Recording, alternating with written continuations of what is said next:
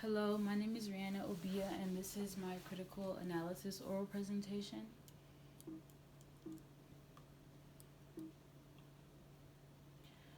So, we're starting off with the introduction and background.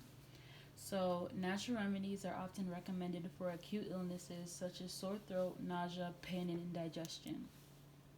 So, we often, when we feel sick, we tend to go to the nearest medication we can find to alleviate these issues, but natural remedies can be just as effective depending on how serious of the illness it is. And the journal article that I'm reviewing is interesting because it's a study on the effect green tea consumption has on humans, on the oral epithelium of smokers. And tea is something that, is drank all over the world, and it helps aid our body in different ways. For example, lemon ginger tea is an immune booster, chamomile tea improves sleep quality, and turmeric tea is an anti-inflammatory agent. So, in conclusion, to wrap up the introduction and background, where the study was testing the effects of green tea, what that has on smokers.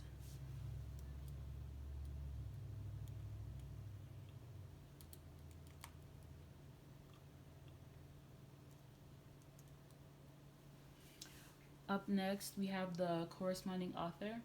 So, the corresponding author for this article was Guy Aradami, and he works for the Department of Oral Medicine and Diagnostic Sciences at the Center of Molecular Biology for Oral Diseases at the College of Dentistry at the University of Illinois. So, the credentials and content included in the journal article are enough to call him a credible source.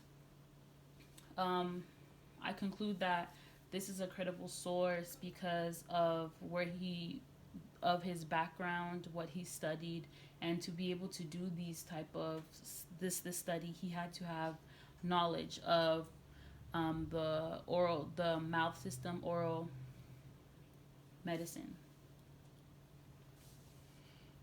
Hypothesis. The hypothesis created stated that green tea exposure would result in measurable changes in the epithelial miRNA expression and oral microbiome in smokers.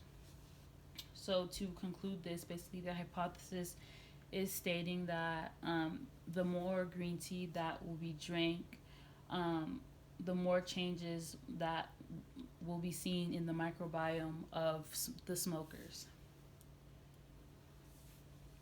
Materials and methods. So, in this study, there were 16 smokers, and they were heavy smokers. They consumed 5 to 15 cigarettes a day for at least 2 years before the study was chosen. So, these subjects were told not to have any type of medication or antibiotics the 2 weeks before the study was done and during the study. And they also completed a food frequency questionnaire, and that estimated how much tea and polyphenol rich foods they they intook during that month before the study. And the Phenol Explorer database was used to determine all this information. And the subjects were told that they had to watch their diet to make sure that they were maintaining around the same amount of polyphenol rich foods and beverages in their system. And a dietary screener came with the checklist of different polyphenol foods and beverages that were administered to the subjects weekly. And all of the subjects provided RNA, and the 11 subjects with the highest yields of RNA were chosen to continue the rest of the study. So they were given 35 bags of an organic green tea, and it was steeped in a cup of water for about a minute at 80 degrees Celsius, and every 7 days they had to come back to the study, and they were given tea that lasted another week, and they had to return with the used tea bags, and this continued for 4 weeks, and they had to come in between 10 a.m. and 4 p.m. every week. They also had urine samples that were taken from them, and this was done, and this was stored at negative 80 degrees Celsius, and they were analyzed for levels of EGCG. There was also RNA analysis that was done through brush biopsy, and it was to get the cells from the lateral border of the tongue. There was also bioinformatic analysis and statistical analysis used to identify mRNA. So, um, in summary of this, there were different ways that green tea was being tested in the subjects. So it was through checking what they ate, it was checking their urine, and it was also checking their tongue. Results. One of the subjects dropped out due to scheduling issues, and all of the subjects had low levels of polyphenol intake.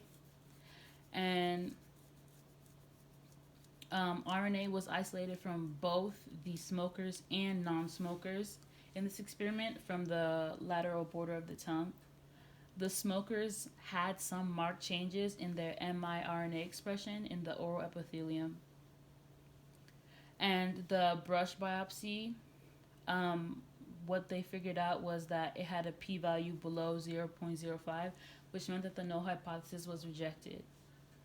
So after the subjects consumed green tea for 4 weeks, there wasn't any significantly larger or smaller differences in mRNAs between the group of smokers and non-smokers.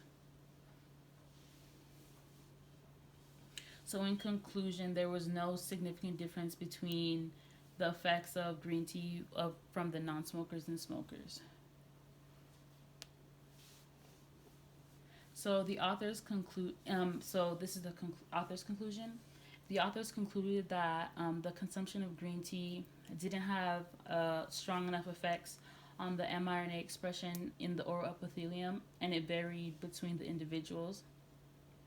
Although the green tea did have an effect on lingua mucosa, and there was presence of streptococcus and staphylococcus.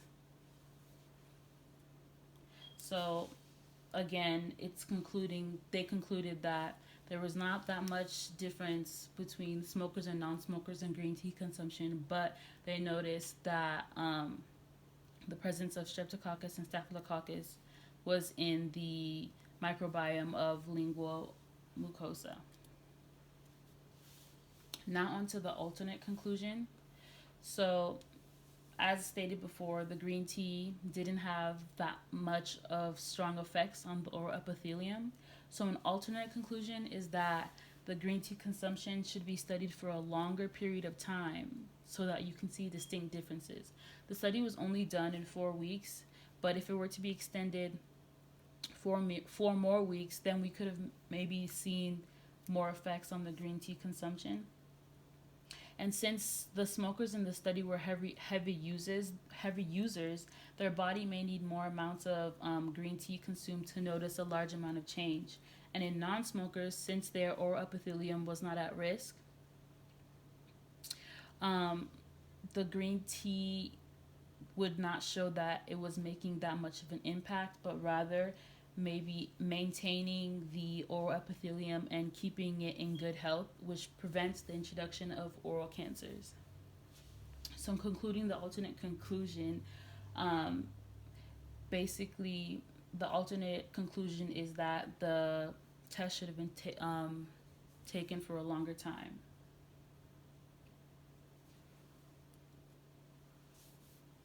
So my conclusion is that after reading this study, I came to the same conclusion as the authors. Consuming green tea in a span of a month did not yield that significant amount of difference on the oral epithelium between smokers and non-smokers. This study was also mentioned on rodents, where it was able to prevent oral cancers. Onto the strengths and weaknesses.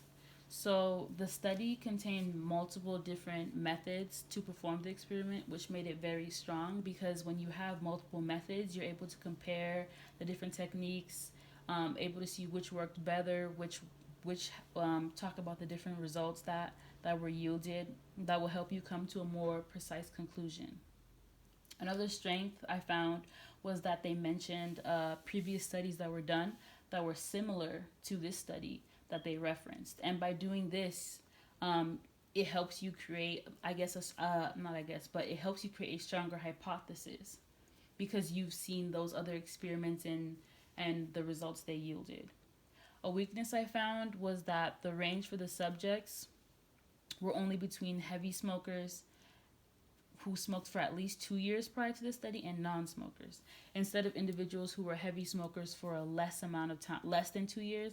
And I think that it would have increased, one, it would have increased the sample size, which enhances your results, and also it gives a different range of, you have the heavy smokers who have already damaged their or not damaged, but they've had an effect. Smoke has had a heavy effect on the oral epithelium system because they've already been smoking heavily for at least 2 years. But someone who just became a heavy smoker, what difference that may have on their oral epithelium system.